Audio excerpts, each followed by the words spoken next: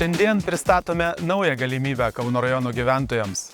Nuo šiol jie ne tik galės lankyti nemokamas fizinio aktyvumo treniruotės, bet ir galės mankštintis lauko treniruoklių salėse. Šiandien mes pristatome pirmąją aikštelę esančią Domeikavos parke, kur galima lavinti skirtingas fizinės savybės. Kauno rajono gyventojai taip pat galės mankštintis ir Zapyškyje, ir Raudondvaryje, ir ateityje mes planuojame įrengti dar 4. parką Ramučiuose. Labai smagu, kad Kauno rajonas rūpinasi savo gyventojų sveikata, nes sveikata yra vienintelis turtas, kurį mes tikrai turim ir kurį galim puoselėti. Rimtų treniruoklių buvo trūkumas.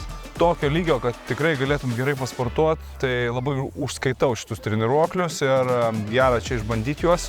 Ir tikiuosi jų atsiras ir kitose Kauno rajonuose, ne tik Domeikavoje. Sportuokit.